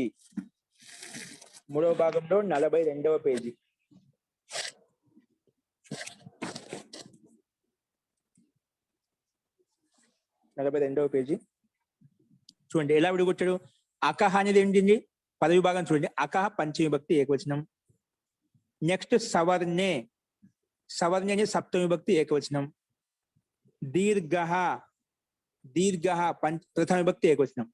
ఒకటి గుర్తు, ప్రథమ భక్తి ఉంటే అది అవుతుందండి. పంచమి భక్తి ఉంటే ఎక్కడైతే పంచమి భక్తి పెట్టుకుంటాం అది ఎక్కడ పని ఎక్కడ జరుగుతుందండి. పంచమి భక్తి ఉంటే పక్కన పని చేస్తుంది. పక్కన మహోదయ. సప్తమి భక్తి ఉంటే ముందుకు పని ముందు పని జరుగుతుంది. ఇక్కడ మనకు పంచమి ఇచ్చాడు. అకహ పంచమి భక్తి ఏకవచనం, సవర్ణి సప్తమి భక్తి ఏకవచనం ఇచ్చాడు. అంటే దాన్ని పక్కన పని చేసుకోవాలి, అది పక్కన ఉంటే ముందు కూడా పని చేసుకోవాలి. అవి ఎలా చూద్దాం ఇప్పుడు. ఇది చూడండి, సూత్రార్థం చూడండి. అకహ సవర్ణే, అకహ సవర్ణే అచి. అకహ అంటే ఏంటి? అక్ ప్రత్యాహారం అండి. ఏంటి అకహ అంటే? అక్ ప్రత్యాహారంలో ఎన్ని సూత్రాలు ఎన్ని వర్ణాలు వస్తాయండి? అక్ ప్రత్యాహారంలో ఎన్ని వర్ణాలు వస్తాయి? ఆ, ఈ, ఉ, రు, లు, ఏ, ఓంగ్. వచ్చిందా? ముందుకు వెళ్ళిపోయాం మనం. ఆ, ఈ, ఉన్, రు, లుక్. 5 వస్తాయి. 5 అక్షరాలు వచ్చాయి. 5 అక్షరాలు తీసుకోండి. అక్క అంటే ఏమిటి? అక్ ప్రత్యాహారం. ఓకేనా? అకహ అంటే అక్ ప్రత్యాహారం. ఇది అక్కడ ఏ విభక్తి ఇచ్చాడు ఇక్కడ సూత్రంలో? అకహ పంచమి భక్తి. ఏమిచ్చాండి? పంచమి భక్తి. అంటే ఇక్కడ మనకు ఈ వర్ణాలన్నీ కూడా పంచమి భక్తి ఉన్నాయి. అంటే దాన్ని పక్కలో పని చేసుకోవాలి. అంటే ఆ, ఈ, ఉ, రు, లు ఈ 5 అక్షరాల్లోంచి ఏదో ఒక అక్షరం ఉండాలి. అప్పుడు దాన్ని పక్కన అకహ పంచమి భక్తి పెట్టాం కదా, దాన్ని పక్కలు చూసుకుంటాం. ఇప్పుడు చూడండి, అకహ అంటే పంచమి భక్తి ఉంది కాబట్టి అకహ అంటే 5 అక్షరాలకు అకహ అని పేరు పెట్టాం. ప్రత్యాహారం పేరు పెట్టాం. ఆ ప్రత్యాహారం నుంచి అకహ సవర్ణే అచ్చిపరత అంటే అక్కకు పక్కన సవర్ణ అచ్చు పక్కన ఉంటే, అంటే అక్కు అంటే ఆ, ఈ, ఊ, రు, లు ఈ 5 అక్షరాల నుంచి ఏదో ఒక అక్షరం ఏదైతే ఉందో ఆ అచ్చుకి పక్కనే దానికి సమానంగా ఉండే అచ్చే పక్కన ఉండాలి. సవర్ణే అచ్చిపరత అంటే సమానమైన సవర్ణమైన అచ్చు పక్కన ఉంటే, సవర్ణే అచ్చిపరత అప్పుడు పక్కన ఉంటేనే అప్పుడు పూర్వ పరయోస్థానే అంటే పూర్వం ఉండే వర్ణము తర్వాత ఉండే వర్ణం పూర్వ పరయోస్థానే దీర్ఘము ఏకాదేశో భవతి. దీర్ఘము ఏకాదేశంగా వస్తుంది. ఎక్కడ? సంహితాయాం విషయే. ఏంటండి ఇది సూత్రం వచ్చిందా? మన సంహిత అని పేరు పెట్టుకోకుండా ఇది వచ్చేదా? సంహిత అని పేరు పెట్టుకుని సంహితాకి అధికారం వచ్చాం. సంహితా విషయం. సంహితా విషయం అంటే వర్ణాలను అత్యంత దగ్గరగా కలిపేటువంటి విషయంలో మాత్రమే. అన్ని చోట్ల ఈ సూత్రం రాదు. మళ్ళా ఏం చెప్పారు? నువ్వు వర్ణాలను అత్యంత దగ్గరగా కలిపి చెప్పాలనుకుంటున్నావు, కలిపి రాయాలనుకుంటున్నావు, అటువంటి సందర్భంలో మాత్రం. అందుకే సంహితాయాం విషయే. స్పష్టమైందా? అక్కు ప్రత్యాహారానికి పక్కన అంటే ఆ, ఈ, ఊ, రు, లు ఈ 5 వర్ణాలు ఏదో ఒక వర్ణం ఉన్నప్పుడు దాని పక్కన ఏ వర్ణం అవుతుందో అదే వర్ణం పక్కన ఉన్నప్పుడు, అదే వర్ణం పక్కన ఉన్నప్పుడు ఆ ముందు వర్ణం ఆ తర్వాత వర్ణం 2 వర్ణాలు ఏవైతే ఉన్నాయో ఆ 2 వర్ణాలు స్థానం పూర్వ పరయోస్థానే దీర్ఘం ఏకాదేశం అగును. ఏవన్నా ఉన్నాయి. ఆ ఉంటే పక్కన ఆనే ఉండాలి, ఈ ఉంటే పక్కన ఉంటే ఈ ఉండాలి, ఊ ఉంటే ఊ, అదే సవర్ణం అవుతుంది. సవర్ణే అచ్చి పరత అని చెప్పారు. సవర్ణమైన అచ్చే పక్కన ఉండాలి. ఉన్నప్పుడు ఆ పూర్వ పరయోస్థానం ఒక దీర్ఘం చేస్తాం. ఆ ఉంటే ఆ అయిపోతుంది, ఒక ఈ ఉంటే ఈ అవుతుంది, ఊ ఉంటే ఊ అవుతుంది, రు ఉంటే రూ అయిపోతుంది. అది ఏ ఉంటే అది అవుతుంది. ఇక్కడ ఏముంది మనకు? మన స్థితి ఏంటి ఇక్కడ? ఇప్పుడు మన స్థితిలోకి వచ్చేయండి. ఇక్కడ మనకు మహా ప్లస్ ఆ తకాస్థంలో ఆకార ఆదేశం చేసుకున్నాం కదా. మహాలో హకారంలో ఉండే అకారము పక్కన తకార స్థానంలో స్థానంలో వచ్చిన ఆకారం. అంటే ముందు అక్కు ప్రత్యాహారంలో ఉండే హాలో అక్కు ప్రత్యాహారంలో ఉండే వర్ణం ఉందా? ఉంది. హాలో ఆ ఉంది. అకహ సవర్ణే అచ్చిపరత అక్కకు పక్కన సవర్ణ అచ్చు పక్కన ఉందా? ఉంది. పక్కన ఆ అనేది అది కూడా సవర్ణాక్షమే కదా. అంటే ఆ 2 ఒకటే, 2 కంఠస్థానాలే. సవర్ణాచ్చు పక్కన ఉంది కాబట్టి ఆ పూర్వ పదయోస్థానం ఆ 2 స్థానంలో ముందుండే హాలో ఉండే అకారం పక్కన ఆ వచ్చింది కదా ఆకారం. ఆ స్థానం పూర్వ పదయోస్థానే ఒకటి దీర్ఘంగా వస్తుంది. ఏకాదేశ అంటే ఒకటి ఆదేశంగా వస్తుంది. దాన్ని ఏకాదేశం అంటాం. ఏకాదేశ ఒకటి ఏకము ఆదేశంగా వస్తుంది. అంటే అదే ఆదేశంగా వస్తుంది అంటే దీర్ఘము వస్తుందన్నమాట. అప్పుడు ఏమవుతుంది? మహా అయిపోయింది. ఏమైపోయిందండి? మహా. ఆకి ఆకి సవర్ణాక్షరం కలిపినప్పుడు మహా అయిపోయింది. మహా ప్లస్ రిషి. ఓకేనా? ఇక ఆ అని కలపడం కోసం ఇదంతా చేయాల్సి వచ్చింది మనం. ఇప్పుడు కలిపిపోయాయి. అకహ సవర్ణదికి వచ్చేసి కలిపింది. కానీ అంతకు ముందే ఇది అకహ సవర్ణే అచి పరత అని చెప్పింది. ఇది ఏం చెప్పింది? సవర్ణే అచి అంటే సవర్ణమైన అచ్చు పక్కనే ఉంటే అసలు సవర్ణం అంటే ఏమిటి ముందు నాకు చెప్పు. ఇప్పుడు మనం చెప్పామంటే మీకు అర్థం చేసుకో. సవర్ణ అంటే సమానమైన అక్షరం అని చెప్పి. అసలు సవర్ణం అంటే ఎవరు చెప్పారు సమానమైన అక్షరం అని చెప్పి? సూత్రంలో వచ్చింది కాబట్టి ఇది మళ్ళీ ఒక సందేహం కలిగింది. అకహ సవర్ణే అచి పరత దీర్ఘం ఏకాదేశం పూర్వ పరయోస్థానే దీర్ఘం ఏకాదేశం వస్తుంది చెప్పావు. ముందు సవర్ణం అంటే చెప్పు. అక్క అని చెప్పావు బాగుంది. అక్క అంటే ఆ ఈ ఊ రు లు ఈ 5 అక్షరాలకు అక్కని పేరు పెట్టావు. నేను అక్క అని చెప్పావు. కానీ సవర్ణే అచి సవర్ణే అంటున్నావు. సవర్ణం అంటే ఏమిటి అని ప్రశ్న కలిగినప్పుడు దానికి సమాధానం కోసం తుల్యాస్య ప్రయత్నం సవర్ణం ఇది వచ్చి దీర్ఘం చేయడానికి ముందు ఇవన్నీ సమస్యలు వచ్చాయి, సందేహాలు వచ్చాయి. అప్పుడు దానికి ముందు సవర్ణం అంటే ఏంది సవర్ణం అంటే ఏమిటి అడిగినప్పుడు దానికి సమాధానం చెప్పడం కోసం ఏమొచ్చింది? తుల్యాస్య ప్రయత్నం సవర్ణం రాసుకోండి. తుల్యాస్య ఒక నిమిషం దీని అర్థం రాసేద్దామండి. అకహ సవర్ణే దీర్ఘ రాయండి. అనేన సూత్రేణ ముందు అనేన సూత్రేణ అకహ అకహ సవర్ణే అచి అకహ అంటే ఇప్పుడు పదే అని చెప్పాల్సిన అవసరం. అకహ అంటే షష్ఠీ విభక్తి పంచమీ విభక్తి అంటే ఖచ్చితంగా పక్కనే చూసుకుంటాం. దానికి తిరిగి ఉండదు. ఇంకా పంచమని పక్కనే చూసుకోవాలి. అకహ సవర్ణే అచి పరత సవర్ణే అచి పరత సవర్ణే అచి పరత పూర్వ పరయోః స్థానే పూర్వ పరయోః స్థానే పూర్వ పరయోః స్థానే దీర్ఘ ఏకాదేశः భవతి. దీర్ఘ ఏకాదేశో భవతి. దీర్ఘ ఏకాదేశో భవతి. దీర్ఘ ఏకాదేశः భవతి. పూర్వ పరస్థానం ఆ రెండిట్ల స్థానం దీర్ఘం ఏకాదేశంగా వస్తుంది. ఆ దీర్ఘం ఒకటే ఏకాదేశంగా వస్తుంది. ఏక ఆదేశ ఏకాదేశ ఒకటి ఆదేశంగా వస్తుంది. ఇది ఒకటి ఈ రకంగా దీన్ని అర్థం చెప్పినప్పుడు సవర్ణ ఇతికిం అని ప్రశ్న కలిగింది. మళ్ళీ రాసుకుంది. సవర్ణ ఇతికిం సవర్ణ ఇతికిం రాసుకో. సవర్ణ ఇతికిం సవర్ణ ఇతికిం అప్పుడు సవర్ణ ఇతికిం రాసి కింద తుల్యాస్య ప్రయత్నం సవర్ణం తుల్యాస్య ప్రయత్నం సవర్ణం సవర్ణం తుల్యాస్య ప్రయత్నం సవర్ణం తుల్యాస్య ప్రయత్నం సవర్ణం. ఇది ఓపెన్ చేయండి. 1:1:9 1వ అధ్యాయం 1వ పాదం 9వ సూత్రం. అక్కడే స్టార్టింగ్ లో మనం చెప్తున్న సూత్రం 2-3 సూత్రాలు ముందుకు వస్తే వచ్చేస్తుంది. తుల్యాస్య ప్రయత్నం సవర్ణం. ఓకే, ఇదేమంటే చూడండి. ఒకసారి పద విభాగం చూడండి. 10వ పేజీ అండి. మొదటి భాగంలో 10వ పేజీ స్టార్టింగ్ లో ఉంది. 10వ పేజీ మొదటి భాగంలో చూడండి. తుల్యాస్య ప్రయత్నం సవర్ణం. దీని తుల్యాస్య ప్రయత్నం అంటే 1:1 అంటే 1వ అధ్యాయము ప్రథమ విభక్తి ఏకవచనం అర్థం. 1:1 అంటే ప్రథమ విభక్తి ఏకవచనం. నెక్స్ట్ ఉంది సవర్ణం. ఇది కూడా ప్రథమ విభక్తి ఏకవచనం. ఇది సమాసం చూడండి. ముఖ్యంగా గమనించాల్సిన విషయము సమాసం. ఆస్యే ప్రయత్న ఆస్య ప్రయత్న ఏంటండి? ఆస్యే ప్రయత్న ఆస్య ప్రయత్న ఆస్యే ప్రయత్న ఆస్య ప్రయత్న. ఆస్యం అంటే ముఖం. ఆస్యం అంటే ముఖం. అంటే ముఖంలో ప్రయత్నం చేసి దాన్ని ఆస్య ప్రయత్నం అని చెప్పి. ఆస్య ప్రయత్నం అంటే ముఖంలో చేసేటువంటి ప్రయత్నాన్ని ఆస్య ప్రయత్న అని చెప్పాడు. ఆస్య ప్రయత్న ఆస్య ప్రయత్న. ఓకేనా? తుల్యాస్య ప్రయత్నం అని చెప్పాం కదా. ఆస్య ప్రయత్నం అంటే ముఖంలో ప్రయత్నం ఏదైతే జరుగుతుందో అది తుల్య సమానంగా ఉండాలి. ముఖంలో ఏదైతే ప్రయత్నం చేస్తావో అది సమానంగా ఉండాలి. అంటే నువ్వు ఏ వర్ణాలను ఉచ్చరించు, 2, 3, 4 ఎన్నైనా ఉచ్చరించు, అవి సమానంగా ఉండాలి. ఆ ఉంటే ఆనే ఉండాలి, ఊ ఉంటే ఊనే ఉండాలి, రు ఉంటే రూనే ఉండాలి. ఆస్య ప్రయత్నం అంటే ముఖం. ఆస్య అంటే ముఖం అని చెప్పాడు. ముఖంలో చేసేటువంటి ప్రయత్నము తుల్య సమానంగా ఉండాలి. అటువంటి సమానమైన వర్ణాలకు నువ్వు ఏ వర్ణం చెప్పు, నువ్వు ముఖంతో పలికిన వర్ణాలు ఏ వర్ణాలు అయితే సమానంగా ఉన్నాయో ఎన్నెన్న పలుకు, ఆ వర్ణాల నుంచి ఏవైతే సమానంగా ఉన్నాయో వాటన్నిటికీ సవర్ణం అని పేరు.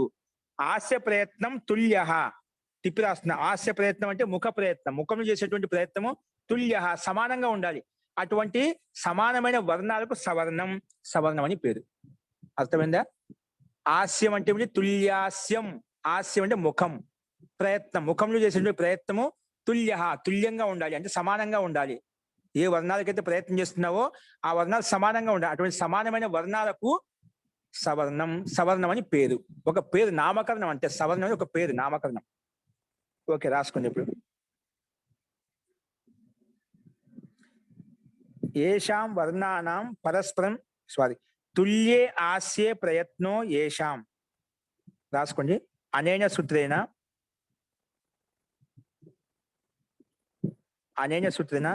ఏషాం వర్ణానాం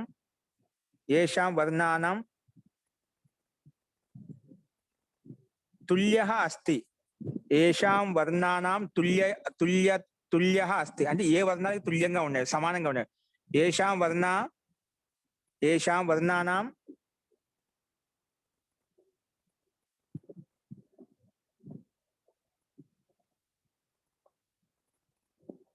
క్షమిస్తామండి, ఇంకో రకం చెప్తున్నాను. ఏషాం వర్ణానాం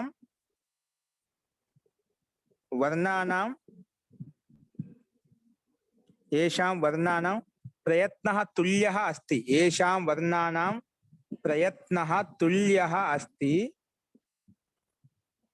ఏషాం వర్ణానాం ప్రయత్నః తుల్యః అస్తి. ఏ వర్ణాలకైతే ప్రయత్నం తుల్యంగా ఉంది, ప్రయత్నం అంటే ఏదో ముఖం చేసే వర్ణాల ప్రయత్నం. ఏషాం వర్ణానాం ప్రయత్నః తుల్యః అస్తి అంటే సమానంగా ఉంది. తే వర్ణాః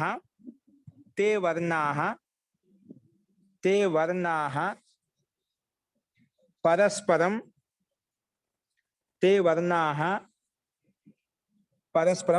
సవర్ణ సంజ్ఞకౌ భవతః. తే వర్ణాః పరస్పరం సవర్ణ సంజ్ఞకాః భవంతి. తే వర్ణాః పరస్పరం సవర్ణ సంజ్ఞకాః భవంతి. ఓకే, ఈ సూత్రం స్పష్టమైందండి.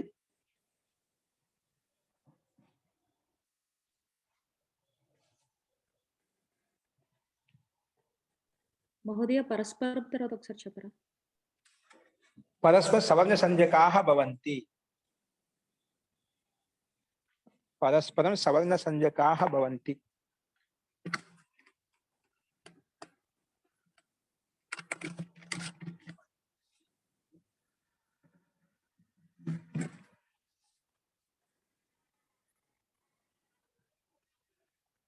ఏషాం వర్ణానాం ప్రయత్నః తుల్యః అస్తి.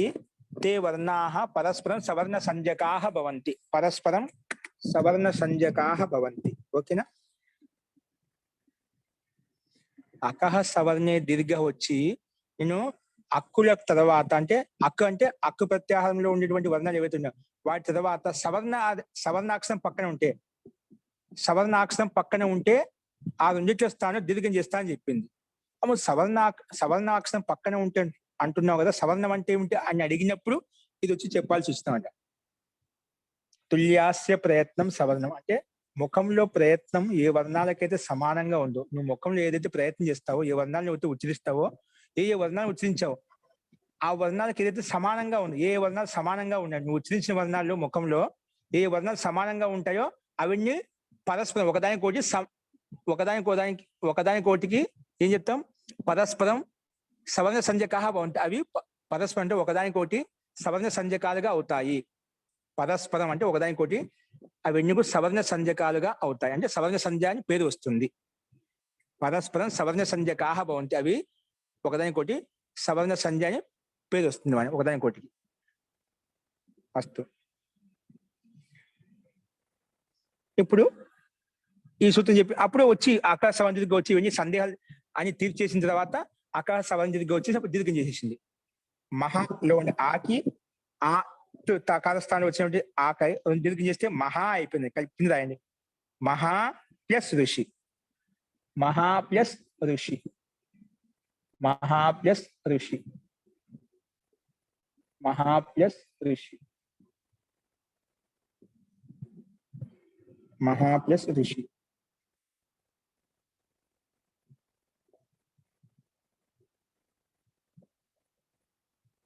ఇప్పుడు దీనికి ఎదురు రాసు. ఆద్గుణ. ఆద్గుణ. ఆద్గుణ.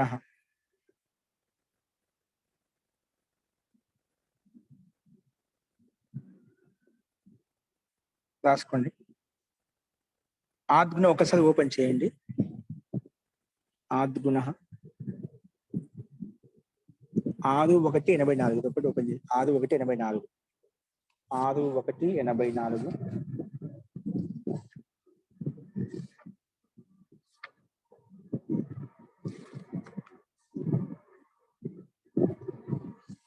ఆద్గుణ రాసేదా. మహా ప్లస్ ఋషి. ఇది ఎదురుగా బాణం గురించి రాసుకోండి. ఆద్గుణ. దీన్ని ఒకసారి రాసుకోండి. అర్థం రాసి చెప్తాను. అచి పూర్వో యో అవర్ణ. దీని అర్థం దాంట్లో ఉండే రాసుకోండి. అచి పూర్వో యో అవర్ణ. అచి పూర్వో యో అవర్ణ.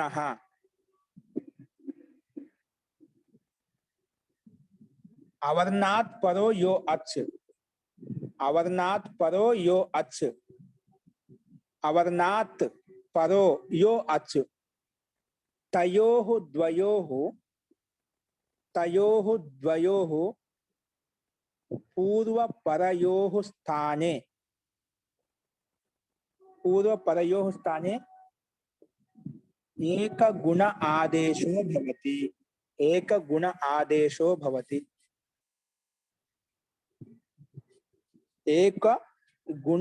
గుణాదేశో భవతి. ఏకో గుణాదేశో భవతి సంహితాయాం విషయే. ఇది కూడా పూర్వ పరస్థానం వస్తుంది. ఇది సూత్రం కూడా పూర్వ పరస్థానంలోనే పనిచేస్తుంది అన్నమాట. ఓకే, ఇది చూడండి. ఇప్పుడు అచి పూర్వో యో అవర్ణ. వినండి, ఇక్కడ మనకు ఋషి స్థితి తీసుకుని మహా ప్లస్ ఋషి అండి. ఇదేమంటుంది?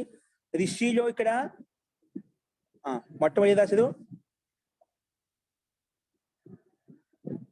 అచి పూర్వో యో అవర్ణ. అచి సప్తమి భక్తి ఏకవచనం. అచ్చిని పక్కన ఉండాలి. అచి పూర్వో యో అవర్ణ. అచ్చు పరంగా ఉంటే ఏదైతే ముందు అవర్ణం ఉందో, ఇక్కడ మహా ప్లస్ ఋషిలో రు అనే అచ్చేనా? రు అచ్చులో వస్తుంది కదా, అచ్చు. కాబట్టి అచి పరో యో అవర్ణ. అచ్చు పరంగా ఉంటే ఏదైతే అవర్ణంగా ఉంటే ముందు ఏదైతే అవర్ణం ఉందో ఉంది కదా, మహాలో ఉండేది ఆ దీర్ఘ ఆకారం అవర్ణమే కదా. అవర్ణం అంటే ఏమిటి? అవర్ణం అన్నప్పుడు ఆ రస్వం వస్తుంది, ఆ దీర్ఘం తీసుకోవచ్చు అండి. ఆకారం అన్నప్పుడు మాత్రమే కేవలం అదే అక్షరానికి వర్తిస్తుంది. ఆకారం అన్నప్పుడు కేవలం ఆకారానికి వర్తిస్తుంది. ఇక్కడ ఏమంటున్నా? అవర్ణం అంటున్నాడు. ఏంటి? అచ్చు పరంగా ఉంటే ముందు ఏదైతే అవర్ణం ఉందో ఉంది. రు అనే అచ్చు పరంగా ఉన్నప్పుడు కాబట్టి దాని ముందే ఉంది అవర్ణం ఉంది. అంటే అవర్ణం అన్నప్పుడు రస్వాకారం, దీర్ఘాకారం, ప్లుతాకారం మూడు తీసుకోవచ్చు. ఇక్కడ మన దీర్ఘాకారం ఉంది. అచి పరంగా ఉంటే ముందు ఏదైతే అవర్ణం ఉందో, తర్వాత ఏమంటున్నా మళ్ళీ దీన్ని తిప్పి చెప్తున్నాడు. అవర్ణానికి పక్కన ఏదైతే అచ్చు ఉందో మళ్ళీ అవర్ణాత్ పరో యో అచ్చు. అవర్ణాత్ పరో యో అచ్చు. మరి ఇదేమంటున్నా తిప్పి చెప్పాడని, అవర్ణానికి పక్కన కూడా అచ్చు ఉంటే అచ్చుకు ముందు అవర్ణం ఉండాలని చెప్పాడు. అవర్ణం తర్వాత కూడా అచ్చు ఉండాలంటున్నాడు. ఉంది, రెండు ఉన్నాయి. అప్పుడు ఆ ముందు రెండిట స్థానంలో ఆ రెండిట పూర్వ పర్యోస్థానికి కిం భవతి? ఏక గుణాదేశ భవతి. గుణం చేస్తుంది. ఆ రెండిట స్థానం గుణం ఏకాదేశంగా వస్తుందని చెప్పింది. ఏం చెప్పిందండి? గుణం ఏకాదేశో భవతి. రాసుకునేది సూత్రము. అచి పూర్వో యో అవర్ణ. అవర్ణాత్ పరో యో అచ్. తయోః పూర్వ పరయోస్థానే గుణాదేశో భవతి. రాసుకునేదా? గుణం చేసుకో అంటే పూర్వ పరస్థానం అంటే మహాలో ఉండే ఆ, ఋషిలో ఉండే ఆ రెండిట స్థానంలో గుణం వస్తుంది చెప్పింది. గుణం వస్తుంది చెప్పగానే గుణం అంటే ఏమిటి రాసుకున్నాడు? గుణహైతికిం. అప్పుడు మన సూత్రం వస్తుంది. అదేం గుణ. చూడండి, ముఖ్యంగా మనం ఏ సూత్రానికి అయితే ఉదాహరణ చెప్పుకుంటున్నామో ఆ సూత్రం యొక్క ప్రయోగం, ఆ సూత్రం యొక్క వినియోగం ఎక్కడ చూపించామో ఈ రూపసిద్ధులు, అది ముఖ్యంగా గమనించాలి మనం. ముఖ్యంగా అదేం గుణ అనే సూత్రం, అదేం గుణ సూత్రం ఇక్కడ ఎక్కడ ఉపయోగించాం? మహర్షి పదంలో ఎక్కడ వినియోగించబడింది, ఎక్కడ ఉపయోగించబడింది, అది ముఖ్యం. ఏ సూత్రానికి అయితే ఉదాహరణ చెప్పుకుంటున్నామో ఆ సూత్రం ఎక్కడ పనిచేసింది అని తెలుసుకోవాలి. ముఖ్యంగా ఆ సూత్రము ఎక్కడ పనిచేసింది తెలుసుకోవాలి. ఇప్పుడు వచ్చి ఇది వచ్చి ఆద్ గుణ, అవర్ణానికి పక్కన అచ్చున్న, అచ్చుకు ముందు అవర్ణ ఉన్న, ఆ రెండింటి స్థానంలో గుణం ఏకాదేశం వస్తుంది అని చెప్పింది. ఆ గుణం ఏకాదేశం వస్తానే ముందు గుణం అంటే ఏమిటి నాకు చెప్పు అన్నప్పుడు ఆ రెండింటి స్థానం ఒకటి గుణం తెచ్చుకొని చెప్పాం. గుణం అంటే ఏమిటి అన్నప్పుడు ఇది వచ్చిందండి. అదేం గుణ రాసుకోండి. అదేం గుణ అనేన సూత్రేణ ఆ ఏ ఓ ఇది ఏతేషాం వర్ణానాం గుణ సంజ్ఞా భవతి. ఆ ఏ ఓ ఇది ఏతేషాం వర్ణానాం గుణ సంజ్ఞా భవతి అని చెప్పింది. 3 వర్ణాలకు గుణం అని పేరు. ఆకి, ఏకి, ఓ. ఏం తెచ్చుకుంటావు?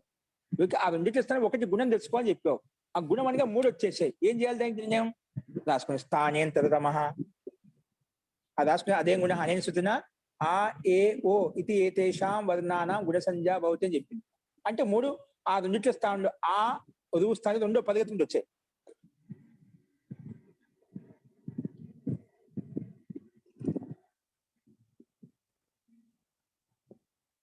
అప్పుడు దాని నిర్ణయం కోసం స్థానేంతరతమః ఇది వచ్చింది. ఏం చేయాలి? 3 ఏం తెచ్చుకోవాలంటే ఇది వచ్చింది. నిర్ణయం చేయడం కోసం ఇది వచ్చింది. స్థానే మేసి గుర్తుపెట్టుకో, గుణం వచ్చినా వృద్ధి వచ్చినా ఈ సూత్రం రెడీగా ఉంటుందంట. ఏం తెచ్చుకోవాలని చెప్పడం కోసం స్థానేంతరతమః అనేన సూత్రేణ స్థానే అంతరతమః ఆదేశః భవతి. స్థానే అంతరతమః ఆదేశః భవతి. స్థానే అంతరతమః ఆదేశః భవతి అనేన స్థానే అంతరతమ అంటే అత్యంత సదృశతం, అంటే అత్యంత సదృశంగా ఉండి తెచ్చుకో అని చెప్పినంతే. ఇప్పుడు ఆ రెండింటి స్థానం తెచ్చుకోవాలి. అత్యంత సాదృశ్యంగా ఎలా చూసుకోవాలి అన్నప్పుడు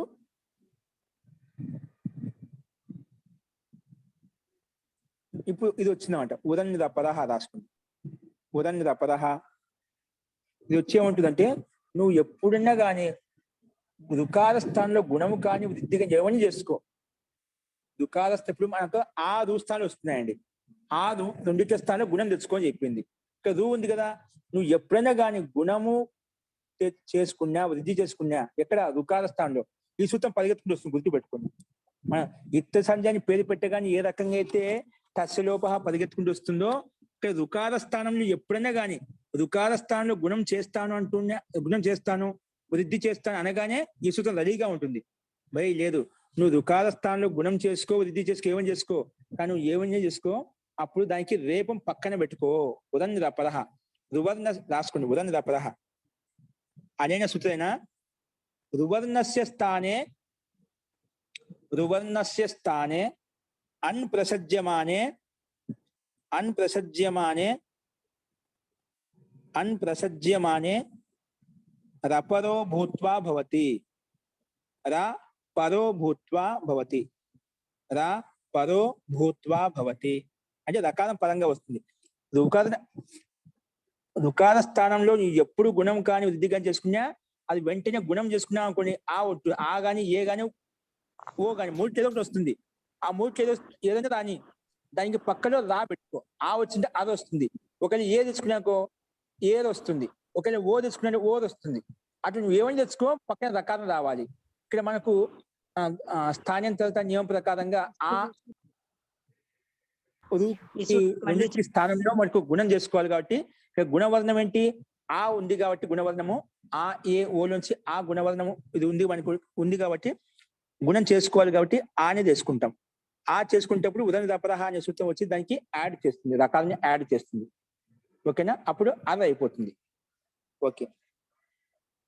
రువర్ణస్య స్థానే అన్ప్రసజ్యమానో రపరో భూత్వా భవతి. దాసరా రుకారస్య స్థానే అన్ప్రసజ్యమానే రపరో భూత్వా భవతి. రపరో భూత్వా అంటే రకారం పరంగా ఉండి వస్తుంది. రకారం పరంగా వస్తుంది అంతే.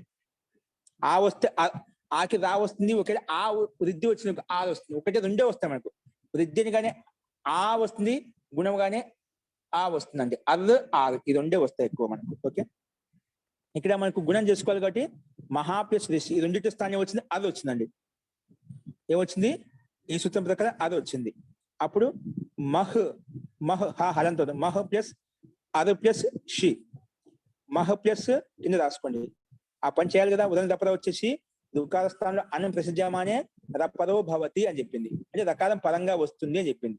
అందుకే చేయాలి కదా. మహ్ ప్లస్ ఆ స్థానంలో రుస్థానంలో ఏమైపోయింది, అర్ వచ్చింది. మహ్ మహ్ ప్లస్ అర్ ప్లస్ షి, ఓన్లీ షి మిగిలింది. షి, మహ ప్లస్ అర్ ప్లస్ షి.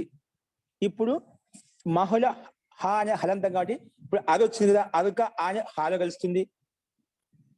ఇప్పుడు రేపం ఉంది, ఆ రేపం పైకి వెళ్ళిపోతుంది, అది షి కలుస్తుంది. మహర్షి అని కలిపి రాస్తాం. మహర్షి,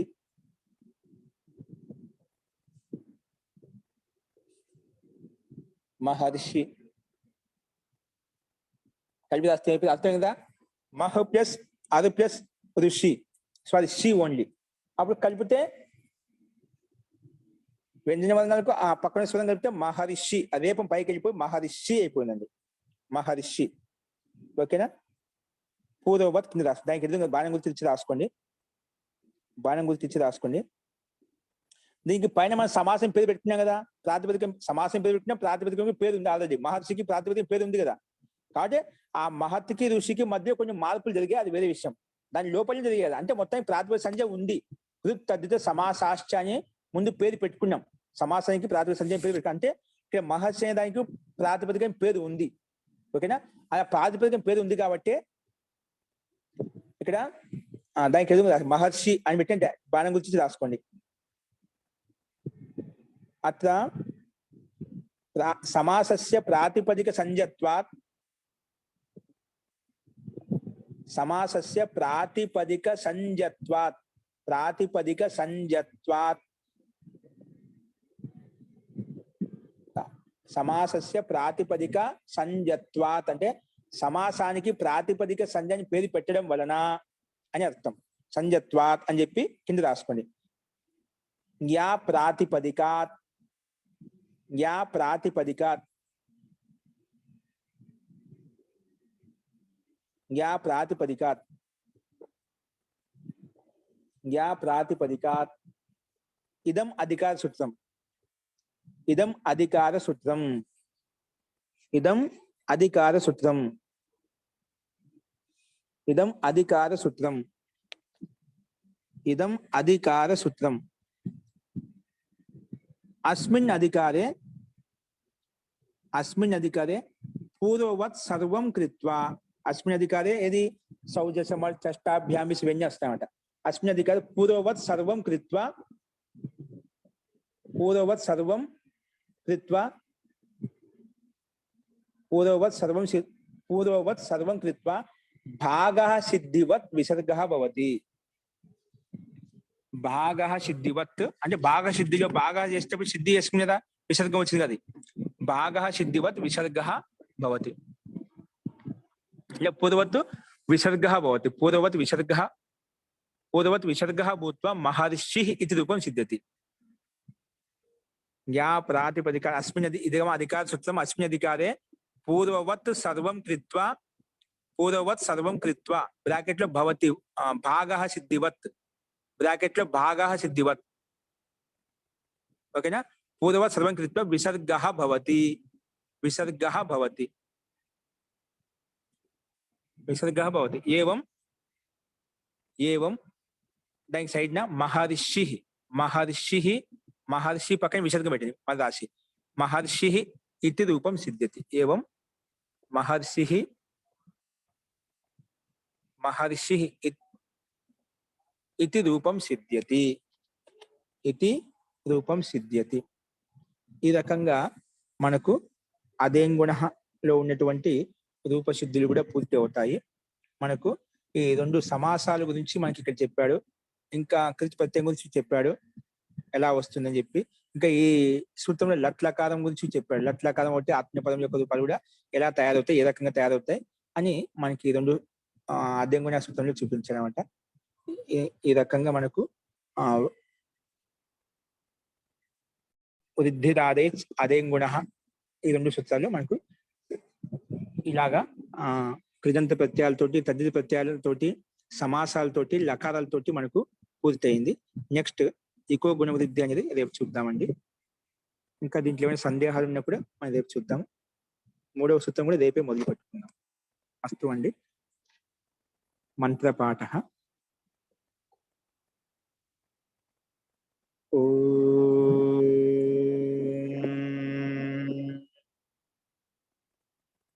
సర్వే భవంతు సుఖినః, సర్వే సంతు నిరామయాః, సర్వే భద్రాణి పశ్యంతు, మా కశ్చిద్ దుఃఖభాగ్ భవేత్. ఓం శాంతి శాంతి శాంతి.